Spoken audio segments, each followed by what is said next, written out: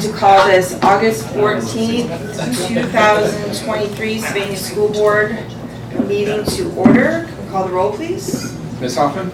Here. Mrs. Conklin? Here. Mrs. LaVallette? Here. Mr. Feller? Here. And Mrs. Johnson is absent. All right, stand for the pledge, please. I pledge allegiance to the flag of the United States of America and to the republic for which it stands, one nation, under God, indivisible, with liberty and justice for all. Okay. All right, we are starting off the evening with a presentation. Yes, ma'am. Good evening, everyone. It's my pleasure tonight to have a presentation for those who are here and those who will watch this later about expanding global learning opportunities for our students and staff within the Sylvania schools. Sylvania Schools has had a long history of sending students abroad, but one of the things we want to do is not only continue this work so that we can help our students become more future ready, but also develop skills that are around global competency. More specific, the behavior, skills, values, and attitudes, which are the core concepts that help students when they travel abroad to learn from other students. That could be a philanthropic effort or an educational experience, and how they in turn bring those experiences back to not only their classroom and their friends and their family, but also their very fabric of who they are as young adults. So tonight we're going to begin with a presenter who's here. She is actually Michelle Ahaus from EF Tours, and she is going to start with an overview of how EF Tours have supported students throughout the decades, including ours here in Sylvania. And then following Michelle's presentation, we are so pleased we have Lisa Saab here and Lucas Hoffman here. Thank you for coming, educators. Lucas represents Southview High School. Lisa represents Northview High School.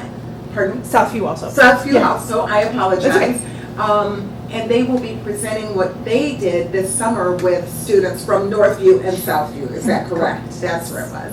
We also have the pleasure of having two students here tonight, so we can hear from their authentic voices about what they learned from their trip and the value it brought to them as students and how they hope to use it moving forward.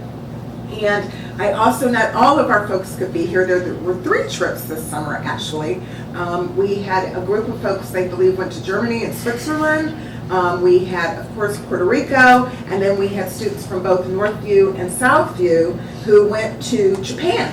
So I have pictures from Emily Zunk. She couldn't be here this evening, but I promised her I would share them with the board to see what our students had a chance to see and experience. But with that, Michelle, thank you for coming, and we appreciate you being here as we look to expand these opportunities for more students and staff as outlined in our strategic plan. So the floor is yours. Thank you. Thank you so much. Thank you. Stand over here. As I was saying earlier, you know, the students and educators are really the main part of this. So I just want to walk you a little bit through on who EF is. As Dr. Motley said, I am Michelle Ahaus. I'm the Director of Strategic Partnerships. So I work with schools and districts across the country to create programs that help create more access for more students to have these types of opportunities. So I'm going to run through it a little bit quickly because I want to leave plenty of time for the students and for the educators to talk, but just some background on who EF is. We are an almost 60-year-old family-owned company. Our U.S. headquarters is Boston, but we have 600 schools and offices around the U.S. With more than 50,000 employees. We are still family-run to this day. Our founder was located in Sweden, failed out of university, he had dyslexia and couldn't learn English. Went down to England and started working in restaurants, and within about 3 months found himself fairly fluent in English and said, hey, there's really something to this language and cultural immersion. And that's really the back on which EF was born. He started bringing students to England and around the world to learn language. More than half of our 50,000 employees are educators in some of our language learning schools, our undergraduate and graduate university, and our high schools. But here in the States, we're really known for our tours business.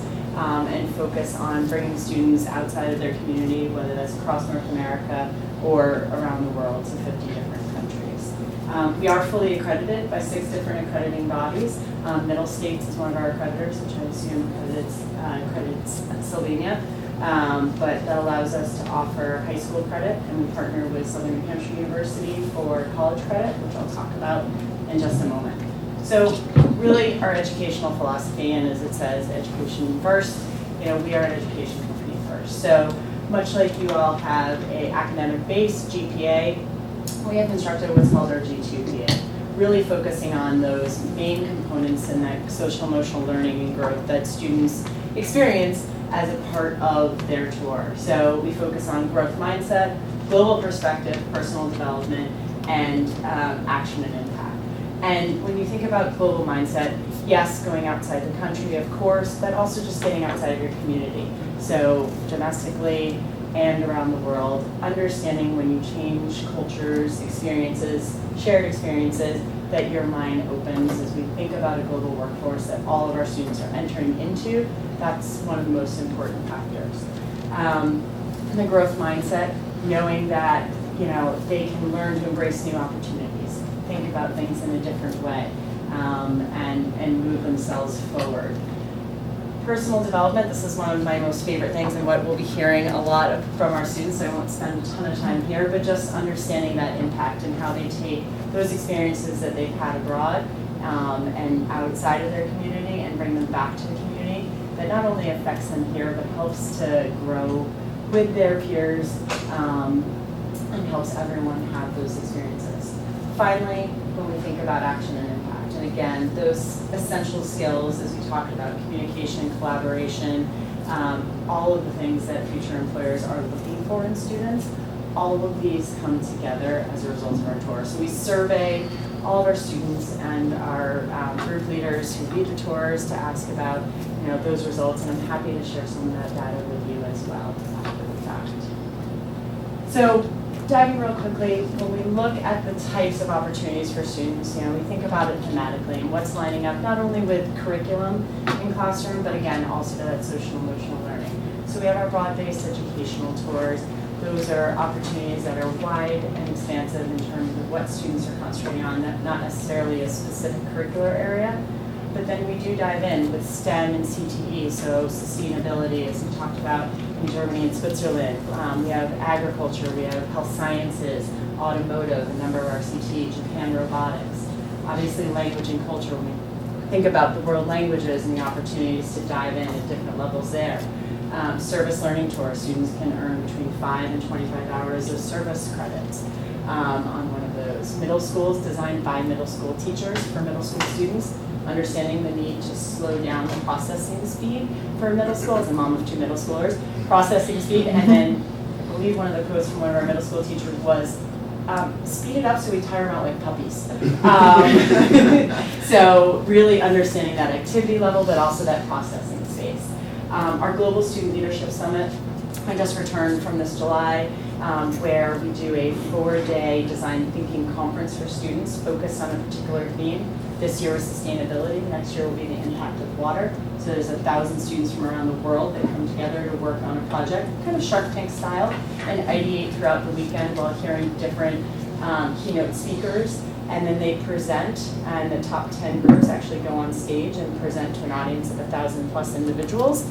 I always hope they'll hire me one day when they go on to start the great things that they do.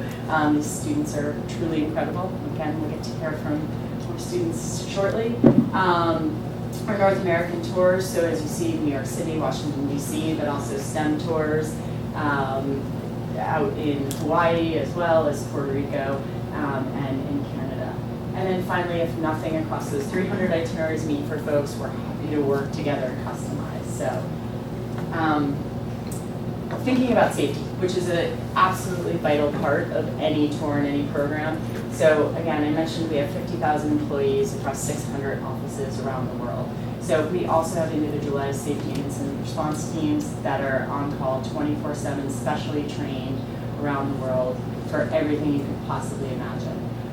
Our health standards, before COVID and obviously since COVID, we've really set the standards in the industry to ensure that students are staying safe and healthy. Our eyes and ears on the road, we have a tour director that's with every group, picks them up at the airport and is with them, staying at the same locations, doing safety checks, all the way through dropping them back at the airport at the end of their tour. Of course, from a group leader and chaperone space, we operate on a 6-to-1 ratio. So for every 6 students, there's an included chaperone spot. We want to make sure that students stay safe.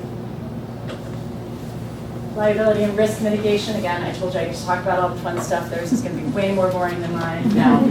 Liability and risk mitigation, so again, we operate with ISO 3100 guidelines across the board. We do background checks on all of our adult travelers aged 20 and older, no matter if they're educators or not. We know that educators are background checked regularly. We don't have access. We just like to double make sure that everything's good there. On the liability side, we carry the liability coverage, so we have $50 million of general liability policy. It's primary and non-contributory. We also have our certificate of insurance. We can name, in addition to the group leader in school, the district or anyone else as duly covered there. But standard, our liability covers out to any district employee as well as the board. Finally, all of our travelers sign the traveler releasing agreement. So on top of all of this, all the contracting is done between the families and EF. So there is no contracting needed to be held by the district or by the schools. What's included when students do this? Everything you see here on this slide, all airfare and accommodations, meals, usually breakfast and dinner. We like to let lunch go for students to explore a little bit more and try some of the local culture. Sometimes that ends up being McDonald's, but more often than not, that ends up getting a little more creative. Obviously, that tour director I talked about before, our expert local guides, all sightseeing and entrances and landmark attractions. So pretty much everything you can imagine, save the amount of money you need to spend on snow globes and other things for taking home. Last two, I promise, creating access.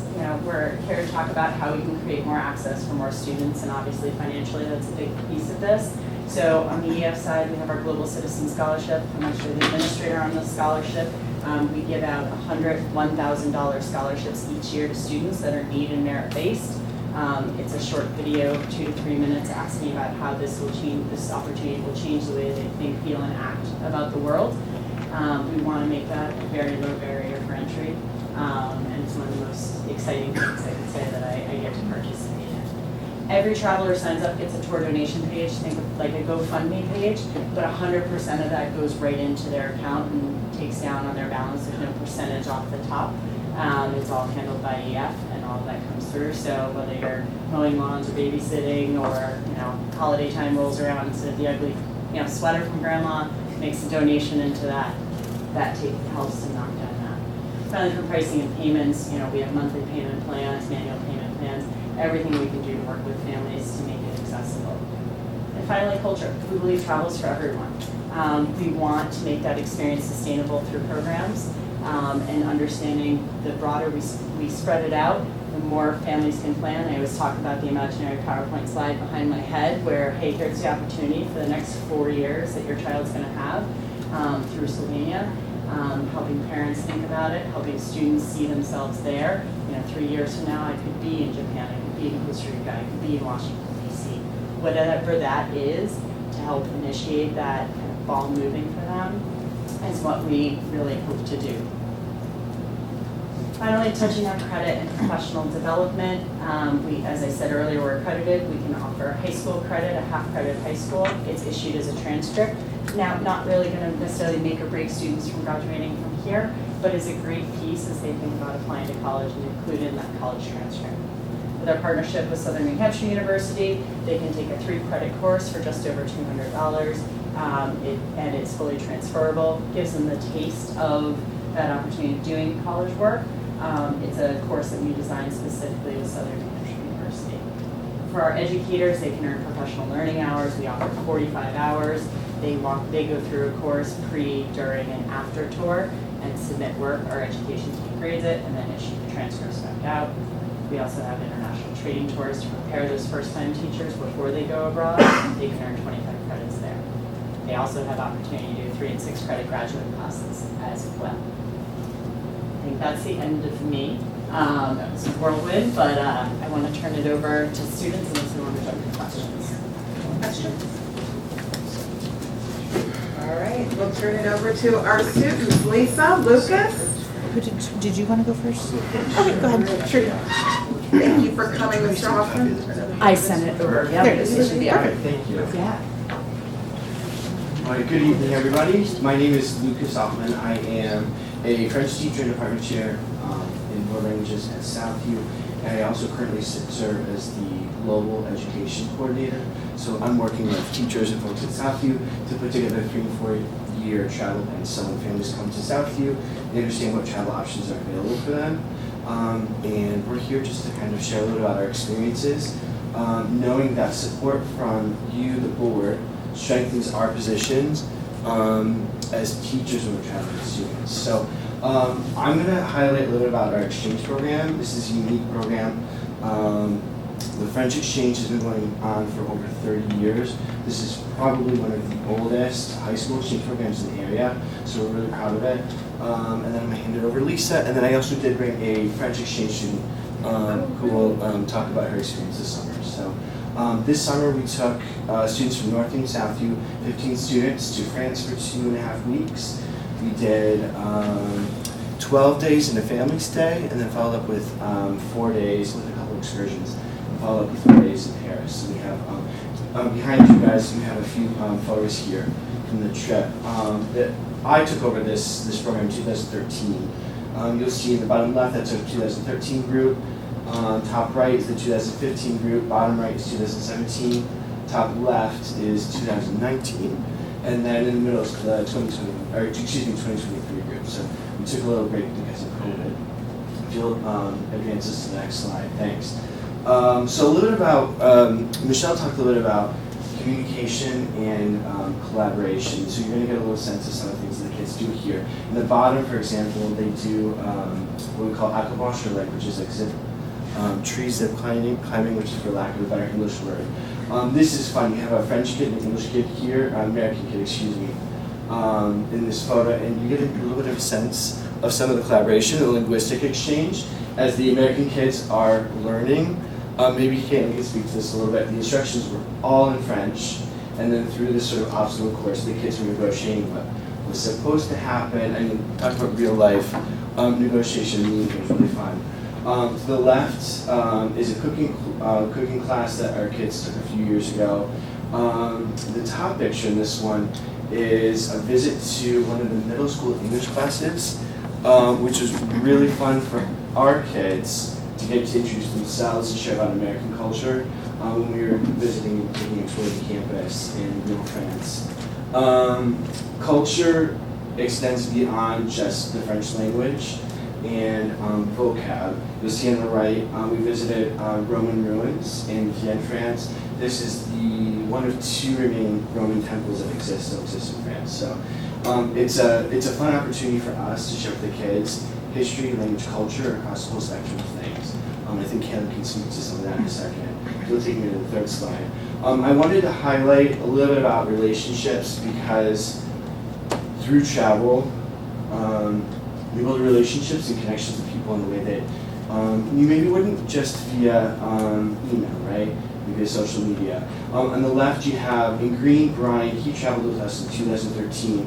This is him 10 years later in Paris running a marathon, and he met up with his French exchange student. So it's cool to see that they keep these relationships. On the right, you have a photo of Allison with her French exchange students, Chloe, not in France actually, in London. So they met up in London. This is about 4 years ago. So I just share these are just 2 random examples that I pulled. I know many of our kids that have kept close contact and they've kept friendships. In addition to that, I'll share that I, as a teacher, have benefited greatly from the relationships I built with French teachers in Lyon. I've learned about their teaching practices, and it's informed me greatly to learn about differences in the school practices, and it's also given me lots of ideas to bring back to my English classroom. Similarly, they send French teachers here, and so one of the gifts that we give is allowing the French teachers while they're here in Sylvania to observe and learn from things that we do. So in terms of cultural practices, the students' worldview is especially enhanced, but that of teachers as well. So the teachers, when they come here, are always amazed by the relationships that American teachers build with students. It's very personal. It's a more personal connection, I think, than it is in French schools. But our American students, when they're traveling, also learn a lot and appreciate a lot about French culture. They learn and appreciate the value of fruits and vegetables, which the French eat a lot of. Eating times are different, and so that's really interesting. But they do come back with an appreciation, I think, of the American school spirit. So clubs and after-school activities and programming are not really a thing in France. So kids, when they come back here, really love the school spirit that exists in North and South. So I think that's not only do the students, when they travel, build relationships amongst themselves in the trip, they also come back with a really heightened experience of what it means to be an American high school student, specifically what it means to be a high school student in Slovenia, and what a gift and what a unique opportunity that is. So just a little snapshot of what the experience has been like for me as a teacher. Kaylin in a minute is going to share some of her experience as a student, what it was like to travel and live with her French family, and what that's meant for her this summer. With that, I think I'm going to hand it over.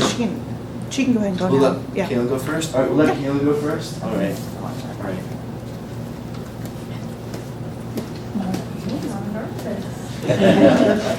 Okay, so I would like to thank you all for giving me the opportunity to speak on behalf of all the students and families who have benefited greatly from the international education. This summer I had the pleasure of participating in the French exchange within the Slovenia high schools. I got to experience so many new things that have forever changed my life. I had the first-hand opportunity to absorb an entirely new culture that I wouldn't have otherwise had the chance to do. But aside from the amazing food and scenery, this trip gave me an opportunity to start living a life that I had missed out on. Since elementary school, I have battled serious health issues that completely took away my ability to be a fully functioning and present student. Up until I was a senior, I would typically be absent for over half the school year due to my health. During this time, I missed out on many extracurricular and social opportunities, and I was very uncomfortable entering the next stage of my life because I felt ridiculously unprepared and sheltered. But the exchange program changed all of that. Not only did it help me learn to grow and branch out, but it taught me how to interact with people of all different backgrounds in a way school itself never did. I was beautifully forced together with a group of people I would have never put myself with. Some people I had much in common with, and others I was nothing alike, but we were all united by the common goal of education, experience, and fun. All the things I had thought I'd lost to my health I gained through this exchange. If you would have told me a few years ago that I would have stayed with my host sister and her family in a different country, I would have asked you if you were mentally stable. But further still, if you had told me that our families would have been brought together during this amazing trip, I wouldn't have even had to ask you. I would know that you were insane.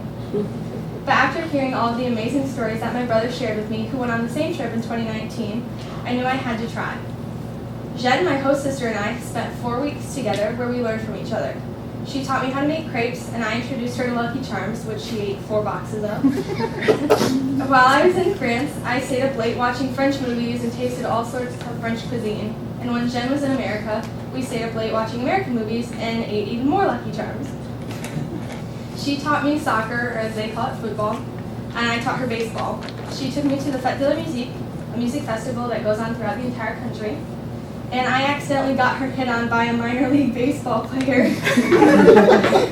I felt safe with her family, and I enjoyed speaking French with them. I loved exploring the city of Lyon, meeting new people, and expanding my knowledge of the French language. I experienced culture shock when we didn't eat dinner until 8 p.m. the first night, or when I realized you have to pay to use public restrooms that have no toilet seats. I lived life to the fullest on this trip, and I learned about France and about myself. Not only was my knowledge of the French language enhanced, but my knowledge of their history, art, and daily life was enhanced too. If any of you are on the fence about expanding the international education programs, consider our stories. This was a once-in-a-lifetime experience that changed me. It helped me make up for the time that I lost. Not only did I gain a French best friend, but so did my dad, because he and my host dad still chat on WhatsApp. I have a second family in France. They have extended me an open invitation to come visit them whenever, and we have given the same invitation to Jen. Hopefully we'll both be able to visit each other soon because this experience has created a lifelong bond. Any questions? What's the bathroom cost? I think it was, so I forget how French money works exactly, but it was like the equivalent of 50 cents. 50 cents. Yeah, so that was a little shock. Anything else? All right, thanks. Thank you. Thank you. Go ahead. You can go first. That's fine. Hi, I'm Drew Addington, I'm Abby Lowe. and we went to Puerto Rico this summer.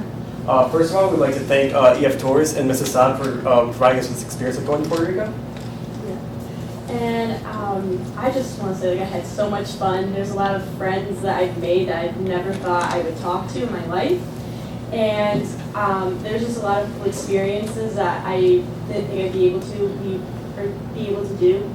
We went to a bioluminescent bay. We went hiking in a rainforest. We took a cooking class. We went to explore caves and just so much more. But my favorite part of the whole tour or the whole trip was just, again, making new friends and meeting people at Northview and just even getting closer with my Spanish teacher. I think probably the most shocking thing to me was that of like just being she was talking about the language immersion. Our Spanish class consists of obviously a true Spanish speaker, but it's kind of different when you're talking to a real Spanish speaker than just kind of, you know, high school kids stumbling around with different phrases, saying quesadilla. So I think that was kind of like the immersion. I think we were a few days in, we were at a beach, and there was this little shack that had different Puerto Rican type foods. And I go up to Senora Saab, and I'm like, Senora. I'm like, I got food, like, I spoke in Spanish to her, and she gave me what I wanted. And she's like, yeah, she goes, it definitely, she's like, it gets addicting. Like, I remember, like, just throughout the trip, I loved it, being at, you know, in restaurants, trying, you know, I want this, I want that, all in Spanish. And then same thing, we're walking around Old San Juan, and stuff we learned in Spanish too, stuff about, like, the towns and how the towns are laid out. I was able to apply that knowledge and kind of figure out where we were and what the buildings were based on what we learned in class. And the other thing is also, around the town, there was a small market that, this was toward, I think, was it Sunday? Last day we were there, there was a market, there was a huge market in Old San Juan, and I wanted to go buy some gifts to bring home. And this is where I was put in the real world situation of having conversations with people that didn't speak English. So I had a conversation with a guy I went by Domino's, I believe, and he said some words I knew, some words I didn't know, and I applied that knowledge from class that we learned to fill in the words and kind of use inferences to be able to make the exchange and even get the Domino's down a few dollars. So yeah, I think it was overall, it was very beneficial, nice to apply what we learned in class in a real world setting. Any questions? I have a question for all three of you. Has it sparked a desire to go somewhere else in the world or learn? What does that look like for you? What would you like to do again or go to another place? After I went home and I told my parents all about the trip, and again with one of our close family friends that was also on the trip, we are now planning a trip to go to Costa Rica, Cabo in the winter because they were just so inspired by like all the stuff that we were saying about our trip.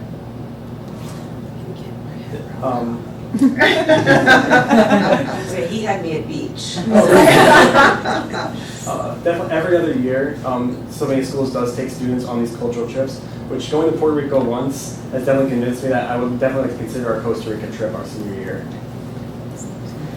So for me, one thing that I'm considering right now is joining the Rocket Kids program at UT, where I would be able to go and teach kids on Army bases in either Belgium, Italy, or Germany. And in Belgium, they also, it's one of the Francophone countries, so that could be a possible opportunity for me to go do. I'm also connected with some missionaries that are in the city of Lyon where we stayed. So that is also a possible opportunity that I'm considering, maybe going and helping them. That's fantastic. I think listening to you makes us underscore even more how small the world is becoming and the future ready and career opportunities that our students have. Like to go to and teach in a school, and that would have never been on my radar, right? I was at some point Northeast Ohio, stayed there a long time, but to hear you think about wanting to travel to different places or consider a career in someplace else is just amazing. And it's good for us to hear that because we need to expand those opportunities so that other folks know, other students know what careers are out there, that I can still stay at home, but I can go abroad and I can make friends from all over the world. Again, the marble seems like it's getting smaller and smaller, so thank you so much. Mrs. Saab? Yeah, thanks, guys. Thanks, guys, appreciate it. I just kind of wanted to bookend. My name is Lisa Saab. I teach at Southview. This is my 12th year at the district at Southview. So I've had the opportunity to travel 4 times with students, 3 times to Spain, 1 time to Puerto Rico. I had a Costa Rica trip in there, but that was interrupted by my daughter being born. And we had also an Ecuador trip that unfortunately got canceled because of COVID. So travel, like Drew said, it's addicting. It's something that I feel like is, as someone from Northeast Ohio, I'm actually from Little Britztown, Ohio, just right next to Kent. Yes, exactly. We didn't have the same opportunity. So I grew up in a very small little bubble, a very small town, and we didn't have the opportunity to travel through high school. We had our 8th grade trip and that was it. So I grew up thinking I loved Spanish, I loved learning the language. Everyone in the world just lives the same way that we do. They just do it in Spanish, right? Like they think the same things, they feel the same way, they have the same systems, everything's the same, right? And that is obviously, like I know that now, not true. So I didn't have the opportunity to travel in high school, but I did have the opportunity as a college student to travel to Toledo, Spain. And that's where I was like, oh my gosh, the first time that you use your language and you get what you want, it's like, it's addicting. It feels great. It's like, I keep telling my kids, I'm like, it's like the things that I teach you in class are real, but they're actually out there. It's not this code that I'm making up. So I wanted to just emphasize those unique experiences and also highlight some of our students that we have had also who maybe didn't necessarily travel, continue to study a language in the future, but they also, based on what they learned in class and what they learned while traveling, they have decided to continue in a career that also uses language, but not necessarily language teachers. So I feel like it's one of those things that you don't know what you don't know until you go. And we always try to emphasize in our classes as teachers the real world. We try to make it as real world as possible. We don't put our kids into these weird situations of things that they're not going to do in the real world. But how much more real world can you get than the real actual world, right? Going to a place and having to speak in the restaurant with someone who speaks Spanish. I will say that this group that I took this summer was just a phenomenal group, and it really highlighted for me the opportunities that students have in Sylvania compared to where I grew up, and also just how fantastic our Sylvania students are. We are very supportive. We visited on our trip, like they highlighted all the bioluminescent bay. We did a salsa dancing lesson. We did a cooking class. We did a walking tour of the street art capital of Puerto Rico, which actually happens to also be the site of the sophomore summer reading book. So I had a lot of students who in our English classes, they were reading a book. They're like, is this the place that's it? Yes, it's the same place that's mentioned in the summer reading book, just by coincidence. On other trips, I visited cathedrals. We've been to the tomb of Christopher Columbus. We went to a bull ranch, which is what's up there on the top right. That's one of our Sylvania students from a couple years ago who is practicing learning how to fight a bull. He's got a sword in his hand and a cake in the other. Bottom right is our trip this year in a waterfall in Puerto Rico. The center there is in Alhambra in Spain. Top left is our students navigating the subway, also in Spain. And the bottom left was our cooking class this summer, was the Mofongo that we did. So even students who don't travel though necessarily do benefit still from our travel experiences. I'm able to come back and bring that enthusiasm back for my students. We had a student who was studying business, not even international business, just business.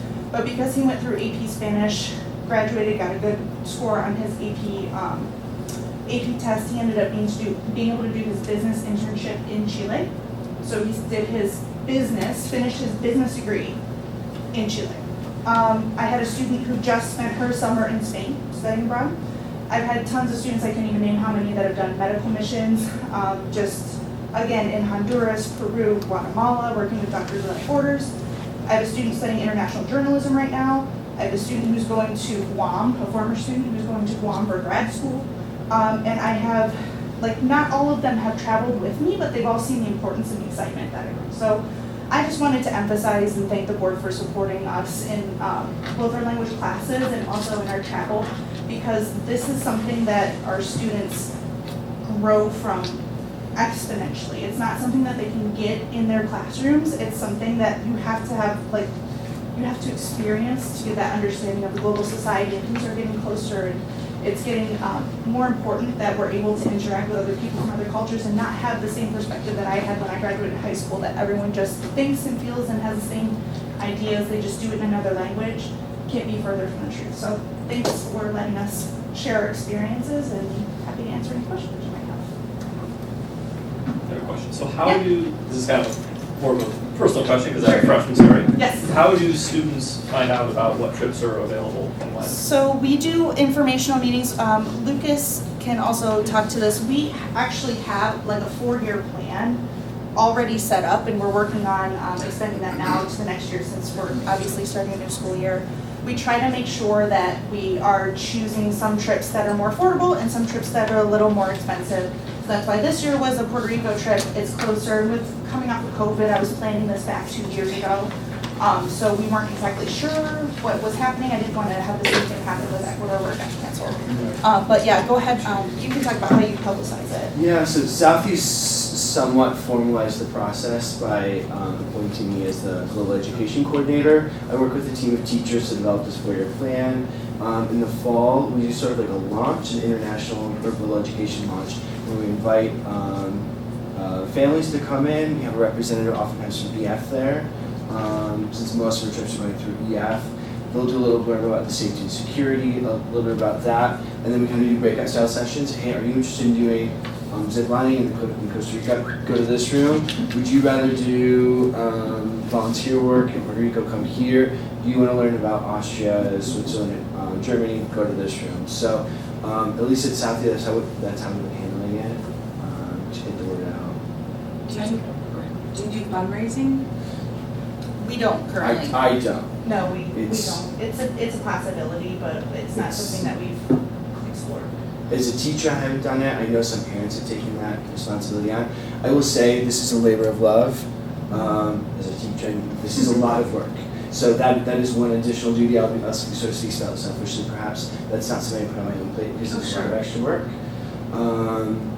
Traveling, while it is a lot of fun, it is a working trip. I'm like very much on, and Kayla can probably tell. Like there are probably points in the trip she's like, oh my gosh, you look a little bit calmer, because it's a fun, but it is a very you're on your toes and you're awake all the time, because I'm responsible for a group of American teenagers while we're overseas. It's good. I will say, just to also kind of bookend this, the board did traditionally approve or sort of quote unquote sponsor these trips. And as a teacher, I would really value the board putting their name behind these trips. Yeah. So we'll say like 20 years ago, this is something the board did vote on. These teachers, this is before I was working in the district, teachers would bring trips before the board and say, this is a trip we would like to take. The board would give us a thumbs up. It was nice to have that back, sort of official backing and support. And I would love to see the board consider that again. So if a student comes to you and wants to do this trip, but there's financial impediments to the student being able to do that, how do you handle it? EF has the scholarships, so we direct them to the EF scholarships, but other than that, we haven't traditionally done fundraising in the past. And I've been traveling with Language and Friendship. They similarly have an application process to qualify for some money. I do see there are equity concerns. There are things I think we need to think about. International travel is not cheap, and this is not something that's immediately available to all families. I do think that's a question we need to consider. And think about how we want to support everybody. Yeah, I'm happy to jump into, part of the thought process too behind working with Slovenia and having the educational travel components. Obviously, Lucas's incredible exchange program is a bit different than ours, but I think, in a way that we can also help create and anchor scholarship funds for Slovenia students, so that there is more opportunity, there is more access, and to be able to put that together to help kind of get that flywheel going. Yeah, and I just bring this up, I was involved with the 8th grade trip to DC this year, and that is also not board approved. It is a separate, it used to be a teacher run initiative, and a lot of times when we talk about, well, bringing it as a board approved, one of the things that comes up is the ability to offer it to everybody, and whether the board has an obstacle there. If not all students can do it, how do we, how do we cross that bridge and make it available for more people? Or, so I think that, and I don't know the answer. That's why I'm asking the questions. I'm just curious as to. I will say that typically what we do is we start advertising 2 years before we travel. Yeah. So I started recruiting in 2021, which is why I picked Puerto Rico, because it was relatively inexpensive compared to other options. It's a U.S. territory, so you don't need extra passports and all that stuff. And I wasn't sure what the COVID regulations were going to be, but when you start that early with a trip that's pretty affordable, it ends up being a really, like, the monthly payment is very small. Understanding, of course, that it's still not accessible for every student or for every family. It makes it a lot easier. And the earlier that they sign up, the less expensive the trip is. As things get closer, gas prices are always changing, so things are always increasing. But And I think there's some thought to, even more thought to what your point is. If you started 2 years out, if we could start earlier for some of our students, families, and teachers, starting having those conversations earlier as we grow the opportunities, it makes a difference if you go as a junior or a senior. If we know in 8th grade, listen, we have this opportunity and it's coming, because there are trips that are on rotations that you can create. And I know EF has done that in the past because they want to remove the barriers.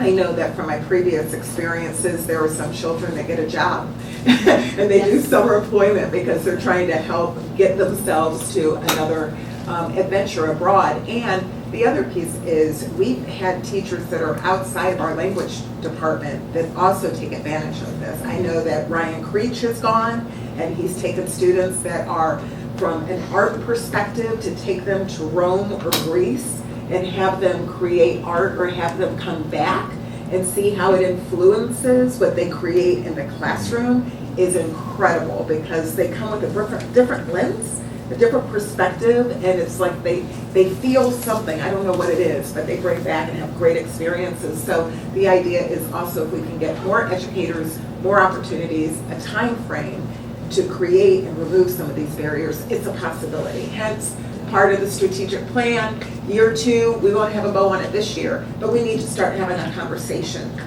and moving forward to what we can do to help, again, our students to be globally competent and future ready. I would like to piggyback on the accessibility piece.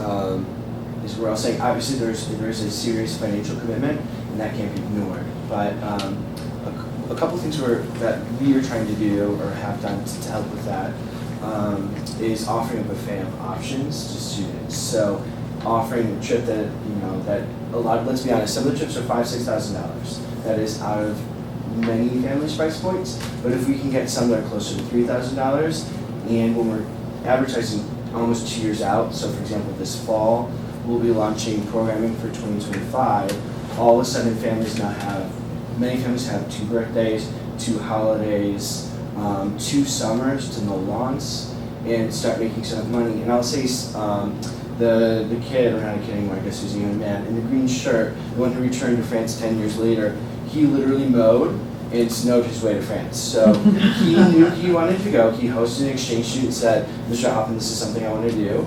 He had a year to do it. He started mowing lawns, and in the winter was shoveling snow. He got himself there. And we found as educators, and as to some of the things, so even if I'm saying we're not fundraising per se, we are guiding students through that process of how to make money for themselves. And sometimes it's as simple as saying, when you're going out and doing these little tasks you're doing anyway in the neighborhood and community, if they understand that you're not just going to go see a movie this Friday, but you're using this for an educational purpose, oftentimes people, including family members, are extra generous. And in this case, it worked for him. So we found families, and students in particular, that have made this an option for themselves. It's a good motivating learning opportunity for our students to share these experiences with themselves, I'll say. And last question, do you get to go back and speak to the students this year who went? Do you talk about your experience, like you went to Puerto Rico, will you go back and share that with your friends, or how does that? I mean, The yeah. wrap around, the culminating activity? Do I have either of you next year? No, sadly. Unfortunately, so I will definitely pull them though, because it's been a while since I've had students. Usually what happens is I have a couple students who graduate, and then they, it's hard to get in contact with them, but I do still get emails. I just got an email from the student who went to Peru. She posted sent all of her pictures for me and told me how her Spanish experience here actually prepared her to go to Peru. But a lot of times, unfortunately, they're not able to come back, but I'm definitely gonna use these two. I want to point out too also that I did not compensate them, I didn't bribe them. I didn't even do much except more than, hey, does anyone want to talk to the board with me? And they said, yeah. So that's how willing they are to come and talk and promote this travel, so thanks guys. Thank you so much. You guys all did a really great job. Very impressive. We're very proud of you. Yes. Thank you.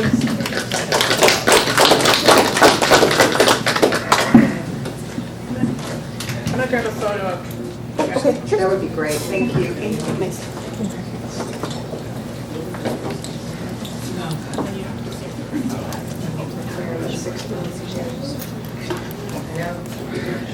Okay, this is our first opportunity for public participation for items on the agenda, and I didn't see any signed up over there. Can you take a look real quick, James?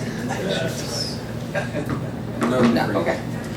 Okay, so we are moving on to you, Dr. Motley. Thank you. I have several items tonight. I was talking to our colleagues today. We need to figure out how to chunk these together. But first and foremost, I recommend item 4.1, which is the recommending approval for an agreement between the Board of Education and Mr. Chet Trail as an independent contractor for the upcoming school year. So move approval. I'll second. Okay, any questions? Okay, Go ahead. we're over lawyering it, but I don't think it says what he's going to do in the contract. He is going to be a consultant. I followed the language from his last contract. He's going to continue the same work that he did. We probably need to identify that a little more clearly as level. It just says providing services, and it doesn't say where they are. We used a copy of his former agreement, so you are right. We can definitely add something. It needs to be more clear. Make it broad and they can wash the dishes. I need to drive a bus. And Drive a bus. There you go. I know what you agreed I think it's broad because of the Nature of his work. nature of his work. It's hard to be specific about it, so I Well, think it's. I get that, but it says shall provide the following services, and then there's no services listed. Oh, yeah, that's a problem. Yeah. If you would like, we could table this and I can augment that contract. I would like Mr. Trail to have an opportunity to outline what he is comfortable with. I mean, I would prefer that. Any other thoughts? Mrs. Conklin? Yeah, I mean, I agree with Tammy. It says following services, but then it never actually talks about services, so, I'm happy to do that. I think we probably just to clarify, if we could somehow. Yeah, I don't require a lot of specificity, just. You know, it's just a general statement and working with students, families, parents, parent liaisons, something like that. Yeah. Yeah. Be perfect. Yeah. That works. Because it is a little, He does. it's a lot Yeah. of different things. He Community, encompasses a lot, and it's sort of, sometimes it's just as needed, like you don't even know he's gonna provide a service until something is coming out that you need to. I'd be happy to address that. Okay, so Thank I you. withdraw my motion. Do we need to second that, or? And just withdraw your second. I'll withdraw my second. We've withdrawn. We will add that to our next board meeting agenda. Thank you. Thank you. I like the catch. It protects him and it protects us and our families, so that's a good thing. If I may continue? Please. Alrighty, I recommend item 4.2. It is that the Executive Director of Human Capital, that his contract be revised for the 23-24 school year, or as noted. I'm over approval. I'll second. Any questions, comments? Call the roll. Julie? Yes. Kim? Yes. Tammy? Yes. Greg? Yes. I'm right here. Oh, sorry. I have a little S in all my boxes, so I don't know what that is. Yeah, he's in the room. It should be noted he is in the realized room. Why are you so red, Josh? All right. All right, I recommend item 4.3, the approval of our 23-24 athletic coaches handbook. And this does include the revised schedule or revised policy on drug testing and the code of conduct related to drug testing. Yeah, I read it. I'll move approval. Thank you. Second. Any questions or comments? We wanted to make sure that they aligned when we changed the board policy, so that was the delay in this, but we wanted to make sure the documents aligned, so thank you for your patience. Okay, call the roll. Kim? Yes. Tammy? Yes. Greg? Yes. Julie? Yes. Thank you. I recommend item 4.4, the University of Toledo Educational Affiliation Agreement. This is an annual item that allows us to work in tandem with the University of Toledo for student teachers. I'll move for approval. I'll second. Any questions or comments? Call the roll. Tammy? Yes. Greg? Yes. Julie? Yes. Kim? Yes. Thank you. I recommend item 4.6. This is an agreement with the I Am Boundless Incorporated. You got Oh, did I skip? 4.5. 5, oh, sorry, I went too fast. They're both with Toledo. 4.5, the internship. This is a memorandum for a internship for a school psychologist. This is also an annual agreement that we've had with the University of Toledo, and we receive funds from Columbus to support this position. I'll move approval. I'll second. Any questions? Okay, call the roll. Greg? Yes. Julie? Yes. Kim? Yes. Tammy? Yes. Item 4.7, no, 4.6, I can't, part of my numbers are cut off. 4.6, and I have this little S. Do you have a little S in the bottom of your boxes? No, I do. All right, 4.6, I Am Boundless Incorporated. This is entering into agreement for services. This organization serves students with special needs. I'll move approval. I'll second. Any questions? Okay, call the roll. Julie? Yes. Kim? Yes. Tammy? Yes. Greg? Yes. Thank you. I recommend item 4.7. This is an agreement with the League Program Services Agreement. Again, this organization helps us to support our students with special needs for the 23-24 school year. I'll move for approval. I'll second. Any questions? Okay, call the roll. Kim? Yes. Tammy? Yes. Greg? Yes. Julie? Yes. Thank you. I recommend item 4.8, an agreement with the Northwest Ohio Educational Service Center. This is an agreement for services with the Northwest Ohio ESC for hearing impaired classrooms and also related services. We have 2 students that will be attending at this point in time for the upcoming school year. I'll move for approval.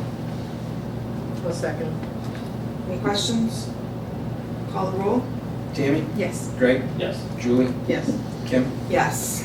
Thank you. I recommend item 4.9, an agreement with the Midwest Regional Educational Service Center for vision impaired services for 2 students for the 23-24 school year. I'll move approval. I'll second. Any questions? Okay, call the roll. Greg?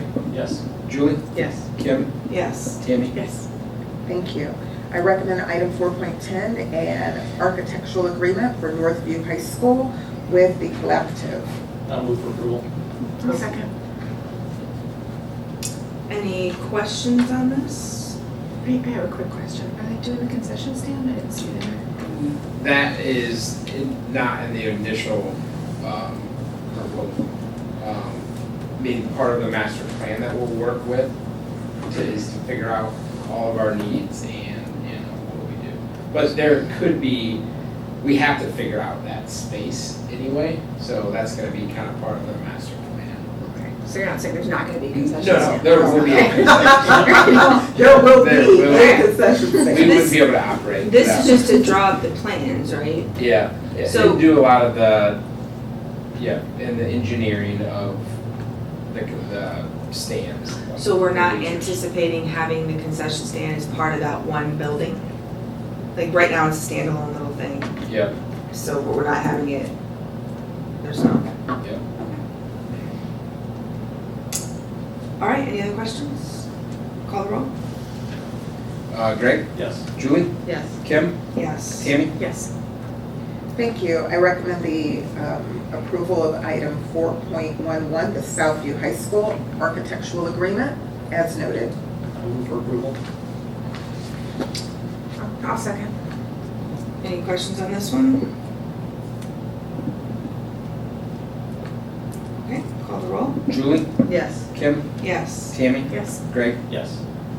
Thank you. I recommend item 4.12, the Timberstone Junior High School architectural agreement. Again, this is with the collaborative. I move for approval. I'll second. Any questions on this one? Okay, call the roll? Kim, Yes. Tammy? Yes. Greg? Yes. Julie? Yes. Thank you. I recommend item 4.13, the master planning agreement.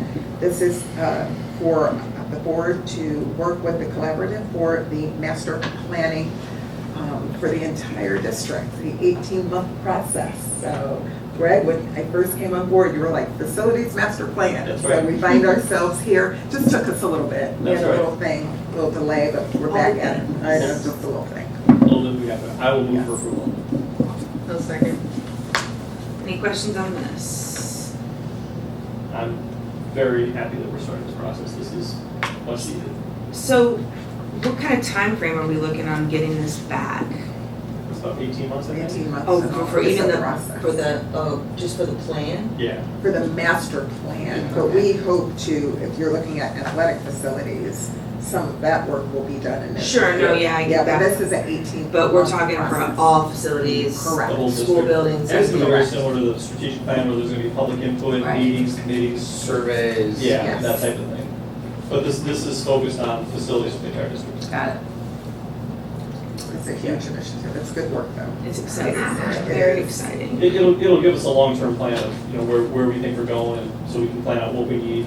It includes like just preventative maintenance and schedules and things Enrollment of that. studies, Yeah, and where that we're having nature. houses, housing developments.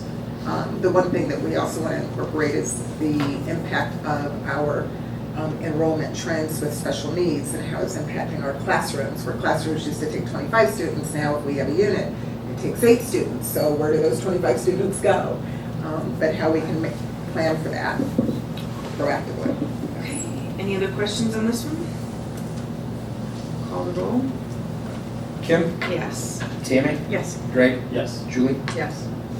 Thank you. I recommend item 4.14, the preschool program handbook for the 23-24 school year. I move approval. A second. Any questions on this? Is the only change just that language at the bottom of the first page? Yes, I believe so. That's the only thing I noticed. Okay. Okay, call the roll? Julie? Yes. Kim? Yes. Tammy? Yes. Greg? Yes. Thank you. I recommend item 4.15, payment in lieu for parental contracts for the 23-24 school year as submitted to the Transportation Department. I move for approval. I'll second. Any questions on this?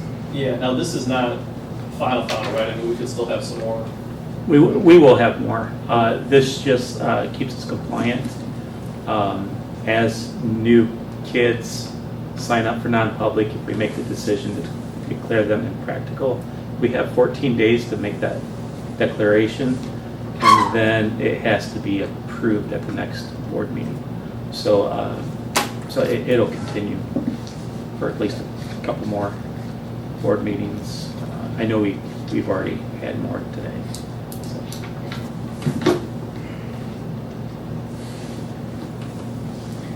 Okay. Call the roll? Kim? Yes. Tammy? Yes. Greg? Julie? Yes. Okay, we are with you, Mr. Jaworski. Thank you. I'm recommending approval of items 5.1 through 5.6 on a consent agenda basis. 5.1 are licensed new teachers. I'm happy to report that we had, I believe, right around the 50 number of new teachers at New Teacher Orientation today. Oh, yeah. And I'm also happy to report, because it is a news item about the national teacher shortage, that every single one of our classrooms that have kids in them will have teachers running them, so we are full. So, no empty spots. Well done, Mr. University. Your We team were, did a great we job. were working. 5.2 is the Two Folks for Our Rise Up program. 5.3 is licensed extra duty. 5.4 are the Aspire, the Able staff. 5.5 are licensed administrative subs. 5.6 are our licensed substitute teachers. And that's all. I'll move approval on a consent agenda basis items 5.1 through 5.6. I'll second. Any questions? Call the roll. Tammy? Yes. Greg? Yes. Julie? Yes. Kim? Yes. Thank you. I'm recommending approval of items 6.1 through 6.5 on a consent agenda basis. 6.1 are student lifeguards for the 23-24 school year. 6.2 is classified additional hours. 6.3 classified resignations. 6.4 classified personnel changes. And 6.5 classified new hires. I'll move approval on a consent agenda basis items 6.1 through 6.5. I'll second. Any questions? Just, the two bus drivers who are moving to Router, are we gonna be able to replace them? Hope so. Jim? I don't want to jinx it. I think we're in good shape. Yes, we're currently looking at maybe dissolving one of them, or maybe some of their runs. So replace. Our goal is to replace what's open, and those two are somewhat. Some of them will be open. It won't be open as it is now, as it was when they left it. Prior to this, Deb was the only router, wasn't she? Before we, No, we had Kelly Hamill, Okay. who's a 10-month router. Priscilla Dickerson was a router. right, they're gone. Right, so Kelly's still here. We replaced Priscilla, and then Transpire recommended another router, so we hired another router. So our inter-office staff is looking different, and it's kind of exciting just to see the new people kind of merge in there, and their positivity and work ethic and stuff. So we're going to be a well-run inter-office. So adding the new router was one of the recommendations? Yes, from Transpire. Okay. Okay, any other questions? Call the roll. Greg? Yes. Julie? Yes. Kim? Yes. Tammy? Yes. Thank you. I'm recommending items 7.1 and 7.2 as consent agenda items. 7.1 are supplemental positions for the 23-24 school year, and 7.2 are athletic volunteers for the 23-24 school year. Go ahead.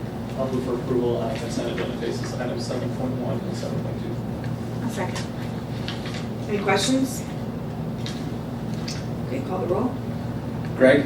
Yes. Tammy? Yes. Kim? Yes. Julie? Yes. Thank you. Okay, and at this point, I'm gonna move for approval of the addendum to the treasurer's contract. I'll second. Anyone have any questions or comments on this one? All right, call the roll. Julie? Yes. Kim? Yes. Tammy? Yes. Greg? Yes. Okay, we are now Thank you. at the second opportunity for public participation for non-agenda items. You didn't see anybody signed up there? No. Okay. All right, so we do not need an executive session this evening. You know. All right, so then I would I move heard that. that we, I move that we adjourn this meeting. Second. Call the roll. Yes. Kim? Yes. Julie? Yes. Tammy? Yes. Greg? Yes. You did adjourn?